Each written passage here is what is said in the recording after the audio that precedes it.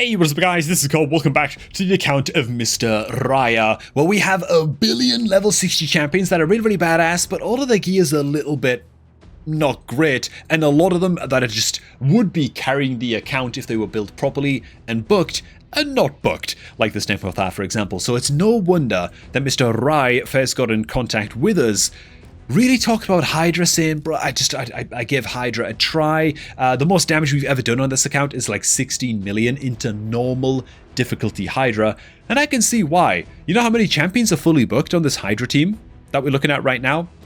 0. Okay, actually, wait a minute. Is the Doom Priest booked?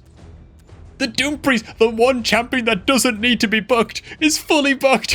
Oh, absolutely love it. What we're going to be doing is building some HYDRA teams for Rai to work towards on this account, and what I can actually do is recreate some of these HYDRA teams fully built and booked on my own account and actually show them in action and just show the potential that Rai is working with on this account, man, because HYDRA is far from impossible on this account, and this account has such a ridiculously bright future.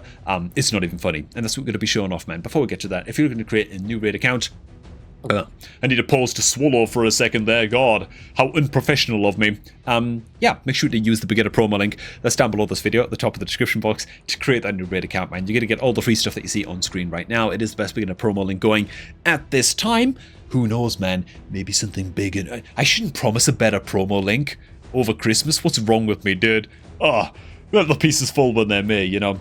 It's a great beginner promo link. Make sure to get it used if you're looking to start off a new raid account, man, for all of those freebies that you see on screen right now. Okay, so first of all, man, an issue that we have with this HYDRA team is that we are running a unbooked Grakos Turndrake as our block buffs champion. It means that he doesn't have 100% land rate on his decreased defense block buffs, and it's on a 4-turn cooldown. That's a big problem.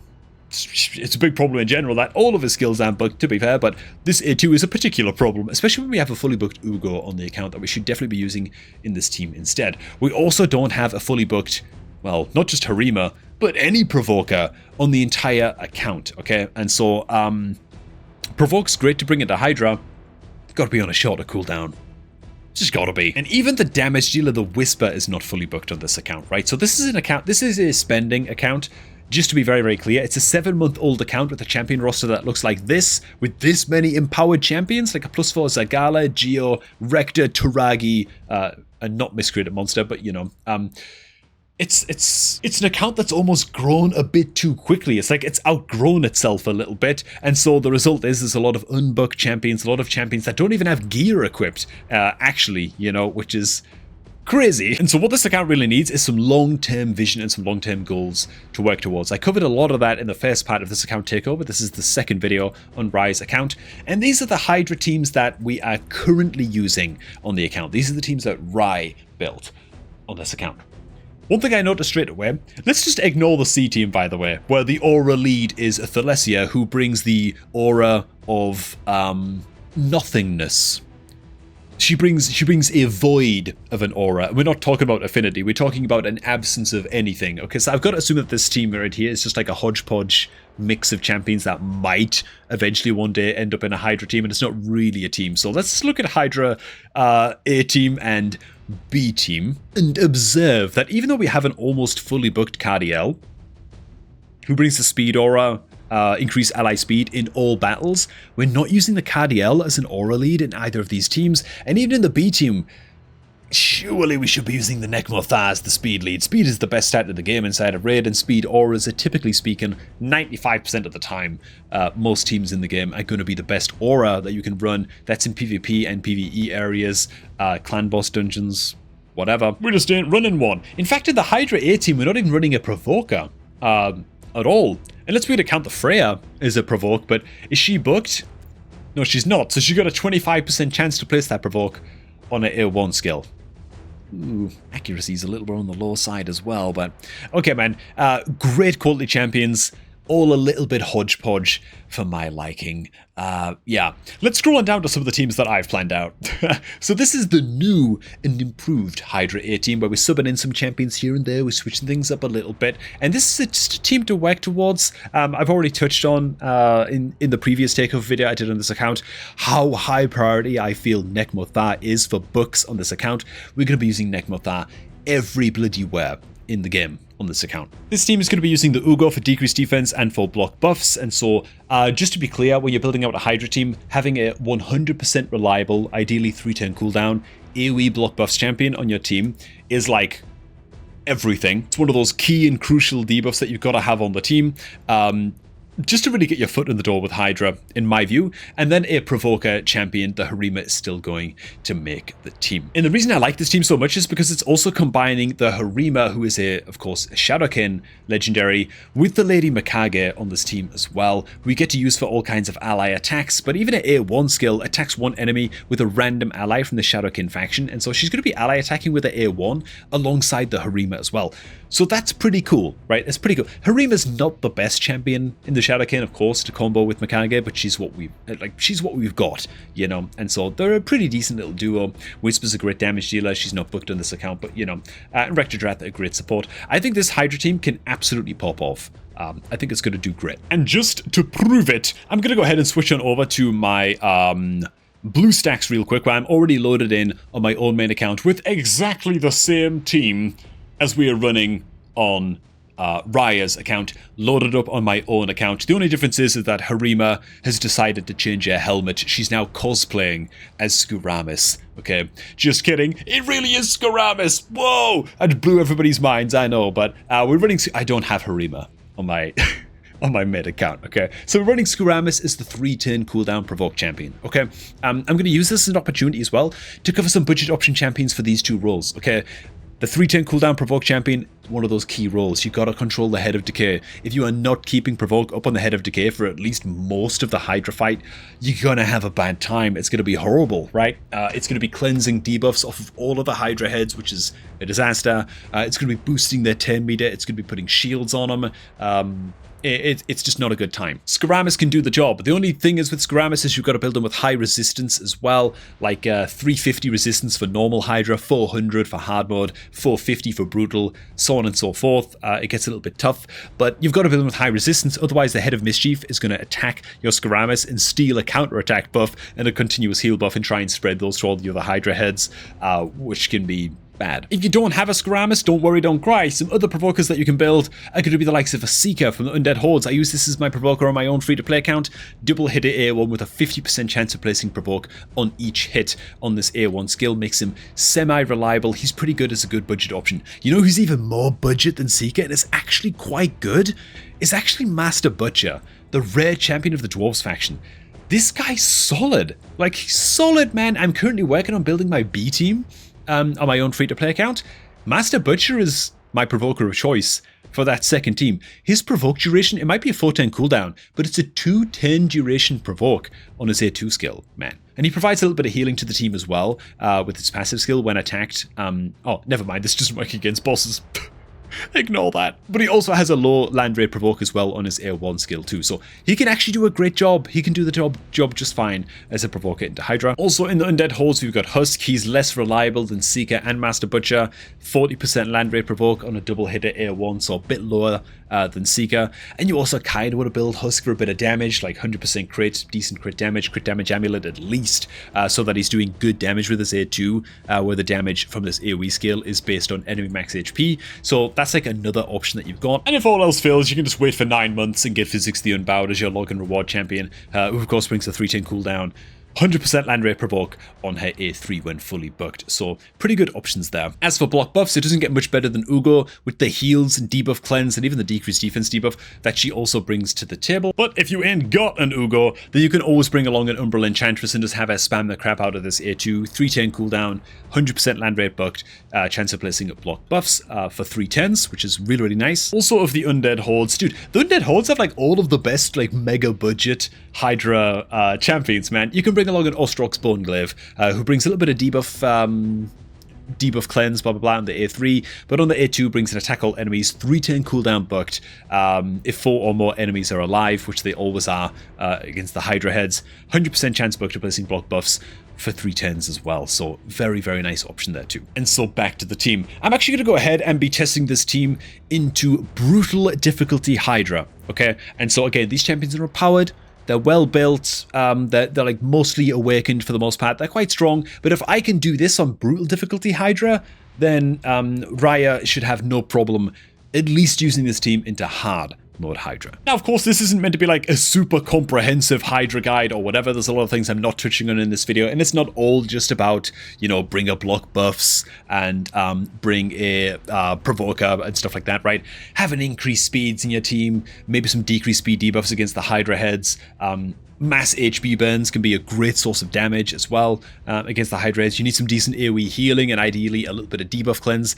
There's a lot of moving parts to HYDRA. It's basically 6 bosses in one at the end of the day, you know, so of course there's a lot of tools that you're going to bring to the table, but a good AoE healer, an increased speed champion, block buffs, and provoke. Those are like the fundamental tools for getting your foot in the door. And we're checking a lot of those boxes here with this HYDRA team, with the Skuramis taking care of the provokes. Again, he's only a 310 cooldown provoker, so the Head of Decay is going to get its cleanse off in just a second. It's going to remove all of the debuffs across all of the HYDRA heads. And it's going to be a massive bloody pain for us, right? It's going to be a huge, huge pain point. And it sucks, but with a 310 cooldown provoker, it's kind of like the best you can do. So it's going to cleanse everything just now, and we're going to take a big old counterattack from the Head of Wrath, which is bloody annoying. And as a result, it also removed the decreased attack debuff from the Head of Wrath as well. So the Head of Wrath is actually going to hit us very, very hard here. Like, bringing a decreased attack debuff for the Head of Wrath is also very, very crucially important. Obviously, because it just hits so bloody hard. And so it's a great, great head to kind of keep under control and just pad the damage a little bit.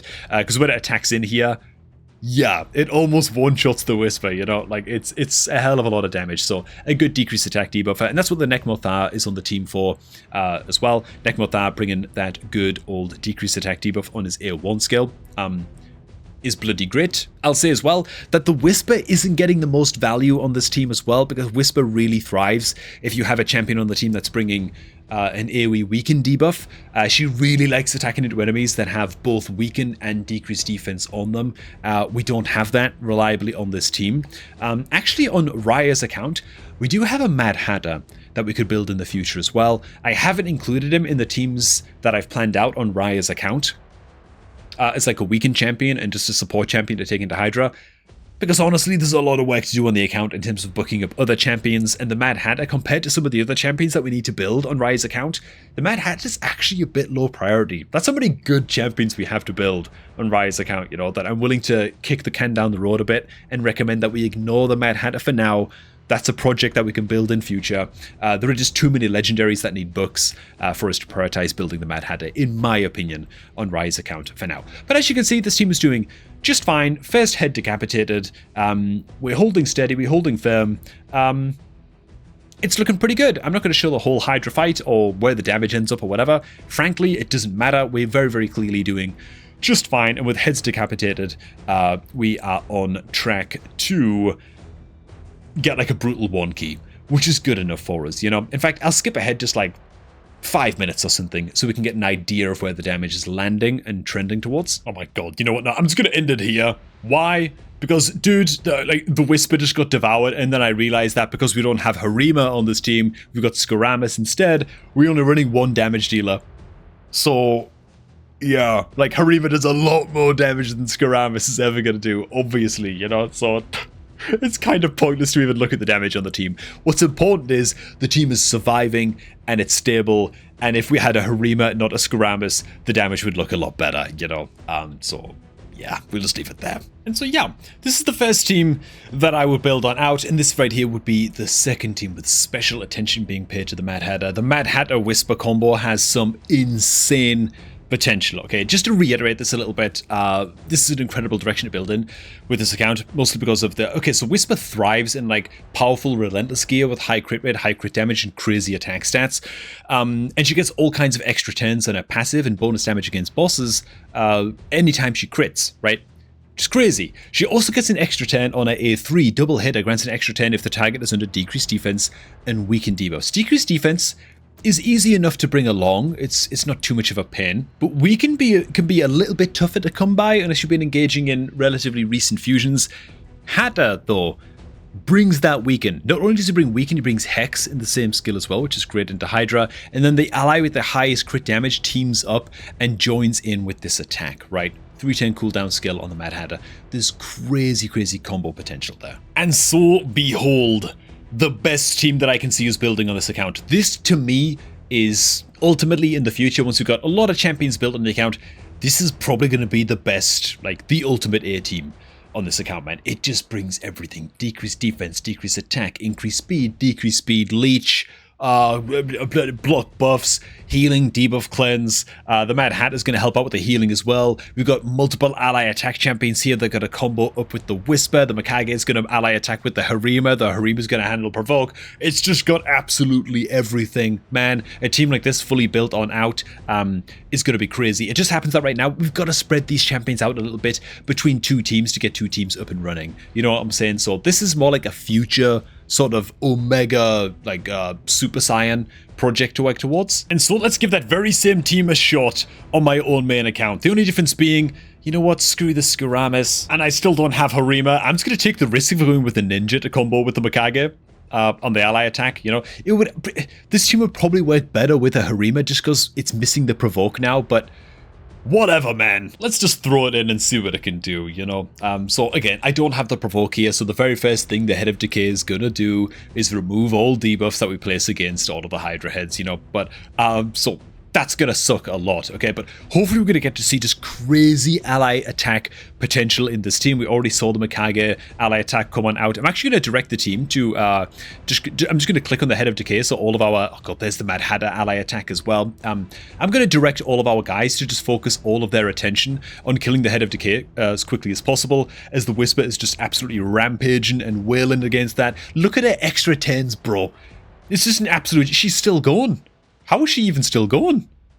She's an absolute mad woman, dude. That's what a Whisper can do, though, man. She can absolutely pop off. She can just go mental. She can go crazy as hell. And she can get a billion extra 10s in a row. And just cashing in on all of her A1 damage by having multiple ally attack champions on the team. Again, anytime the Mad Hatter uses his A2, it's going to trigger on the Whisper. And so I've got my Mad Hatter fully booked. He's in Relentless gear, so he's going to be getting extra turns every now and again as well. We're about to get one-shotted.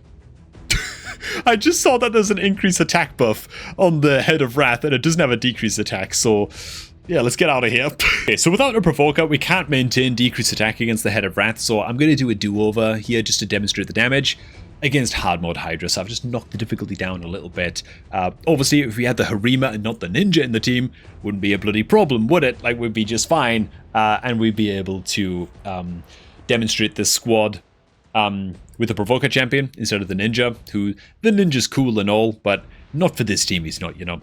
Anyways, let's get the head. Oh my god, dude. Head damage is just, it's just disgusting, dude. We're actually just gonna one-shot the Head of Blight before I can do anything. Then I tell you what, I'll probably focus down the Head of Decay after this as well. So this is just showcasing what kind of damage this team's going to be able to pull off. It's got so many ally attack mechanics built in, with the Whisper being so bloody hard hitting. It's just a bit of a joke, to be honest. It's kind of insane how much damage this team's going to be able to do. And yeah, this is the team. Patience.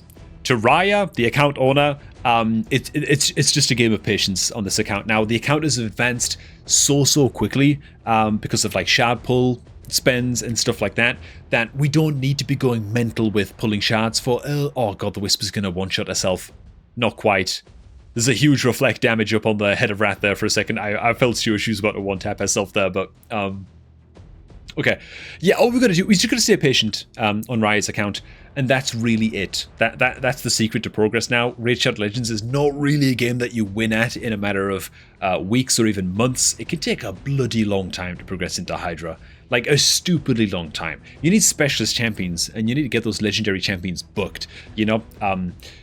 And that's no mean feat. So don't feel too sad if it takes you a hell of a long time to, oh my god, bro. Just can't keep the Whisper alive, man, because we just don't have the Provoke on the team, so it's just not going to work as a damage example, but maybe it already did, right? You saw what the Whisper was doing there. It was ridiculous. But ultimately, again, this is an account with insane potential. It's got more than enough tools in the account to build multiple Hydra teams and be popping off and be honestly farming all the way down to Ultra Nightmare, or to Nightmare Hydra with the champions that are available on this account. It's just going to take a long time to get all of them booked. And that's okay, you know. Slow and steady progress is the name of the game now on this account. We've got the champions to do it. It's just about saving up those legendary tomes now and not missing a single event that pops up inside of the game that's awarding a legendary tome. For example, we had like champ training. There it is, man. We had champion training tournament fairly recently at the time that I'm shooting this that awarded legendary book. Did we get the tome in this? You're goddamn right we didn't. Okay. These things are gold dust. We've got to farm every event to the max to get these legendary books from here on out. That's basically it, man. Thanks for watching. This is my HYDRA advice for honestly very, for an account that's crazily outgrown itself and has a lot of great champions that need a lot of books to go with them. You know what I'm saying, man? Thanks for watching. Hope you guys did enjoy this one, man. If you did, make sure to like on the video and all that good stuff. And of course, if you're looking to create a new raid account, get that done right now by using the beginner promo link down below this video at the top of the description box.